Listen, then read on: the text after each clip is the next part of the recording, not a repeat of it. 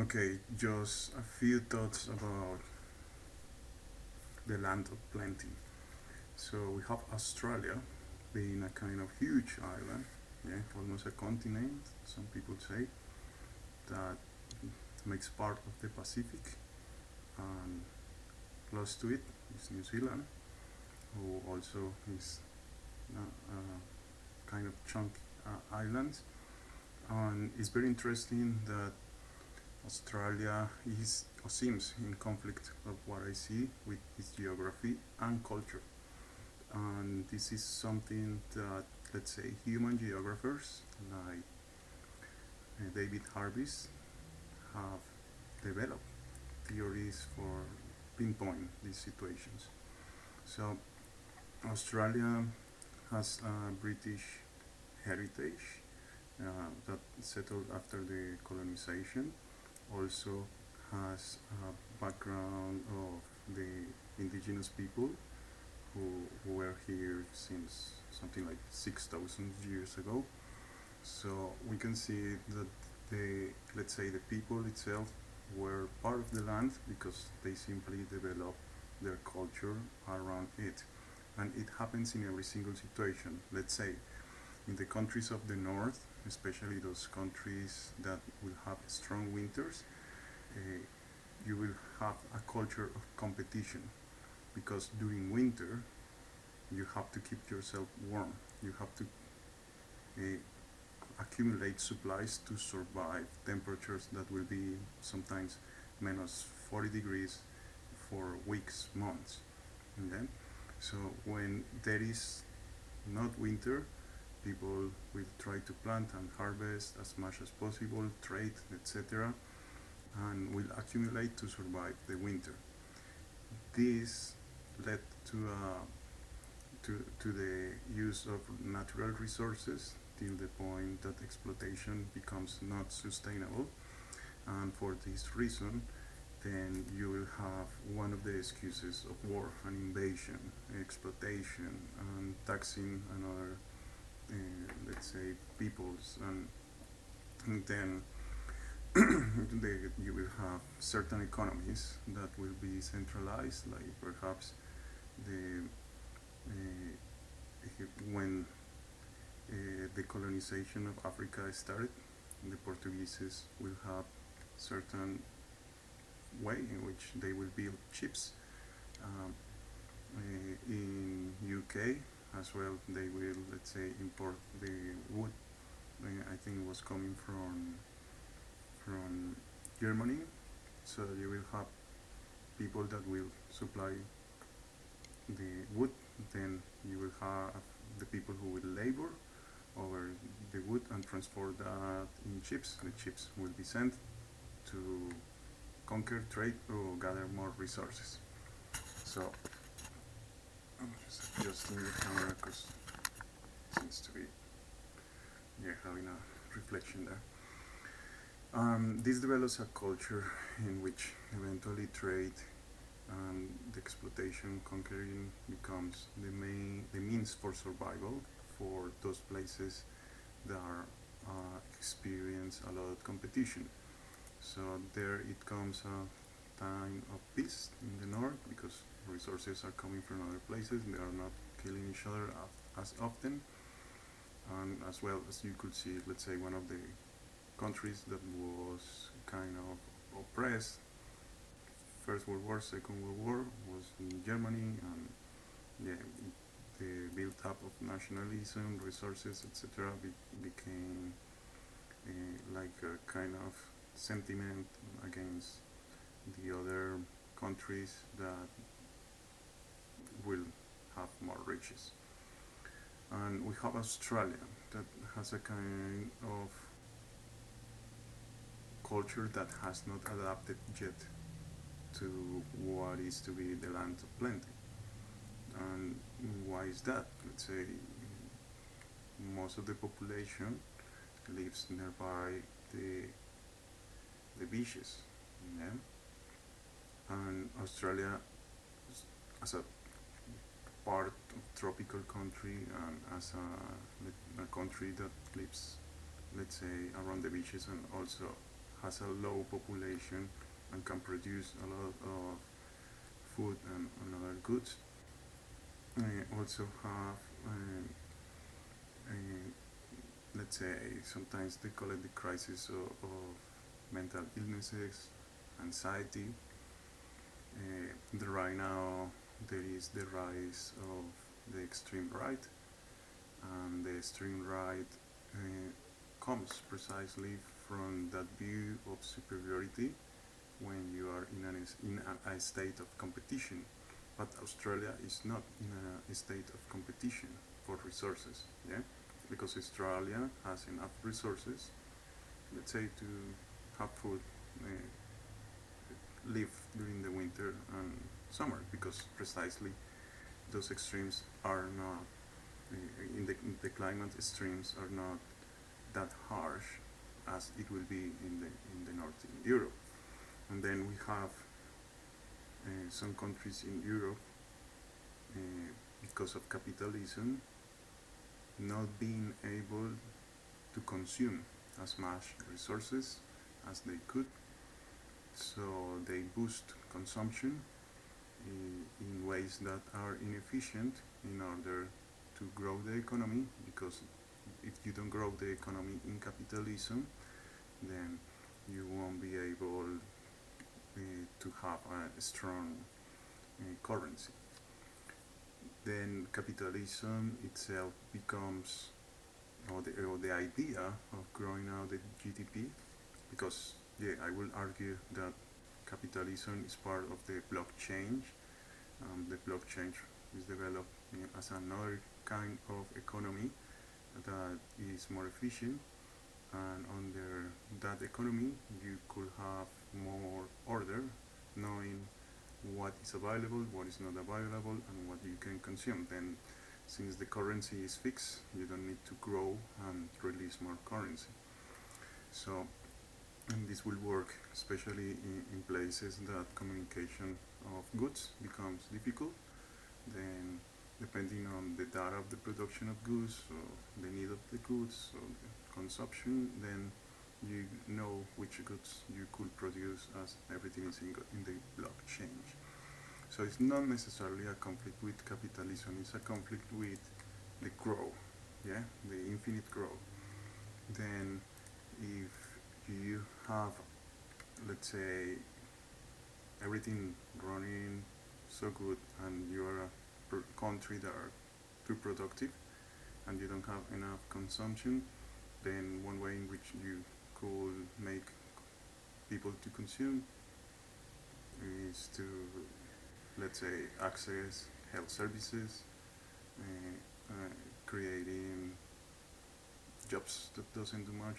Otherwise, is to, according to Keynesian economics, to start to produce infrastructure, etc. And let's say the welfare becomes one of those places. And as I say, since I experienced that firsthand, because I'm now a target person, and this technology don't allow me to, let's say, find a job, write books, create my own enterprise.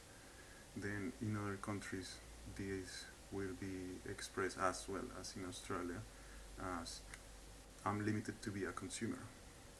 I'm limited to receive money, consume, use, go to the health services. Sometimes this technology just simply makes me be on pain in certain places for no reason, and then I have to go to the hospital, the GP, and just say, yeah, I'm experiencing Havana syndrome, etc. And in that way, this gets factory, and the social security then produce the money that will go to the people that took my urgency. But this is a way in which consumption can be boosted. But what is the cost? The cost is like people like me not having a life. Then this shouldn't happen in Australia, as Australia could develop different economies that will be more productive as well, because the population is so low. Then it means that Australia can afford in the capitalist system many decades to have a population that grows at the same time that the economy grows. Yeah, but then the problem becomes about how effective it is. And being Australia in the Pacific, also this economy should focus in the main partners around, because uh, the geography will determine precisely the interaction with the people and the culture. And you can see that the culture in Australia is developing slowly, but also is because there are technologies of homogenization. And let's say someone like me that wants to create a lot of art, wants to create a lot of things, have ideas, wants to produce them, wants to see them become reality, I see myself suppressed in contributing to the Australian culture. And Australia has a lot of great musicians, a lot of great scientists, a lot of great entrepreneurs, but Australia somehow has not been able to prosper with a huge corporation. Only those corporations that relate with exploitation of resources. But these companies don't produce wealth. They just extract wealth. The wealth is already in the ground. They just extract. They don't process something and make another good out of that. And this is part of Australia not adapting to its geography. Then, yeah, being the land of plenty, it means that also can be, let's say, Australia a workshop. Let's say one of the situations that happens with Australia is the isolation. Isolation being far away from, let's say, the main continents. And that, by the fact, will center the economy in relation with the geography, as Australia, they focusing on the production of anything that connects the land to the rest of the world. That means to create infrastructure and technology of telecommunications. Another one is to create shipbuilding. Australia not necessarily has to go through many channels, except the Suez channels in Egypt, and but otherwise can go to United States from underneath Chile, but not necessarily passing through the Panama Channel, which makes Australia propitious to make ships that are not designed for the channels, like the Panama channels and Suez. Then you will have an economy in which you will have the shipbuilding as a main producer for Australia to connect, to use resources, to trade, to produce, import, and also to sell these ships to another countries. These ships mainly done by iron is an advantage because Australia has a lot of iron. Another technology is the, the planes. The production of planes for Australia, well, is already maybe too late or too difficult, but there is already a few planes monopolies. But let's see in the future what other technologies advance, in the sense that now in the future the plane technology might change, as we need to change the consumption of fossil fuels. And Australia doesn't have relatively much fossil fuels, but the fact that it could create maybe in the future planes that rely in another kind of technology, let's say like green hydrogen, then because it's very plausible, I mean, green hydrogen is very difficult to produce because the energy consumption, but also Australia being mostly a desert has a lot of land in which you have a lot of sun during the whole year. So this can be used to the production of hydrogen that is clean and therefore can be used in the plane industry, and producing those planes will make Australia an epicenter for tourism, etc. Blah blah blah. Uh, Making chips, planes super cheap as well as the trips, etc. So then we have a yeah the cultural thing in which let's say every single city in the coast develops a kind of culture that is different to the metropolitan cities that doesn't have a coast, and the cost is always a factor in the economy, the lifestyle, and the let's say the mood even of the people. And if you have a technology that try to homogenize people, yeah, like it's happening to me. Remember, but I'm just a schizophrenic in 2025, but it might change in the future. But if you have a technology that is overriding because it changed the thoughts of the people, because it changed the mood of the people, because this technology also aligns your politics when you are not conscious of what's going on in your mind, and if this politics doesn't match with the earth, you will have a little bit of kind of entropy, confusion, and dehumanization. And this kind of homogeneous kind of tech also is an overriding stage, because that's what I feel. I feel that I'm being override. Even if I can record these kind of videos, it means that I record these videos, but these videos never will become popular at this time. Rather, maybe in the future. Yeah, this will be a kind of evidence. But the overriding tech is something that is not designed for the Pacific, because this is the situation. Every single time you see in history different configurations that are not mainland, yeah, like Europe as a continent, America as a continent, Asia, yeah, you have, or even Middle East, Africa, yeah. I'm talking about the Caribbean islands. I'm talking about the configurations that experience the South China Sea, the Pacific, Australia, New Zealand, let's say the ancient Greek.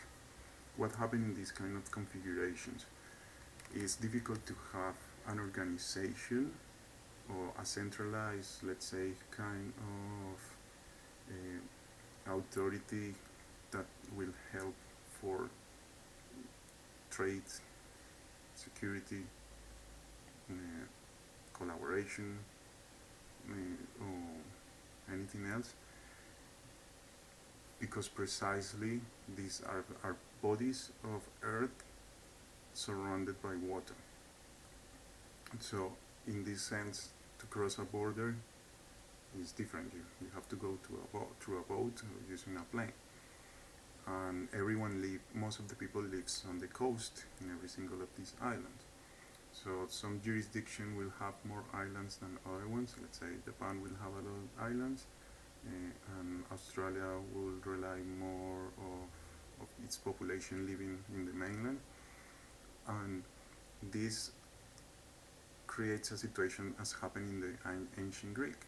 The ancient Greek, or the Greek Empire grew because they will have different technologies, as they were not able to homogenize the whole empire, so they allowed these pockets of people to exist freely, culturally, and have trades, and people cannot survive without trading, without visiting each other islands. And that's a feature of the fabric of these kind of societies. Then you will see different technologies popping up in different islands, different dialects, different cultures, yeah, and different ways of living, yeah. And these pockets will also be in a kind of collaboration, harmony, in a kind of, let's say, symbiosis because they have they have been always been there. Yeah, so they have memories of each other existence forever. Yeah, they cannot imagine themselves without the others in the other land. So it, through time, then the dialogue becomes mostly the creation of institutions rather than treaties, in which these institutions are always conformed with the whole suburbs of islands, the whole pockets of people, and this is because precisely the geography and the interaction with the humans force people to do this. Then, uh, in such a way, we have Australia that should also adapt, or well, it's not totally adapt to it, but at the same time, on their the whole Pacific, on their this kind of homogenizing technology makes all this kind of culture, all makes all this kind of information that goes between cultures and the formation of the uh, habits that will have different islands, cultures. Let's say you see Philippines, and then you have far away in the other extreme Singapore, and there you have Malaysia and Indonesia, and they all know about each other.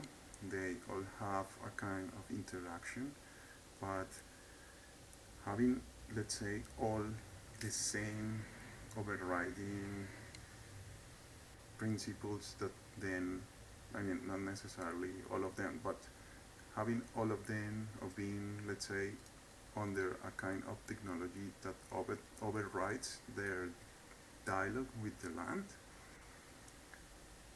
means that there will be a kind of dystrophia in whatever is happening there, because you will negate the, the their situational and positional geography and the conditions in which they exist.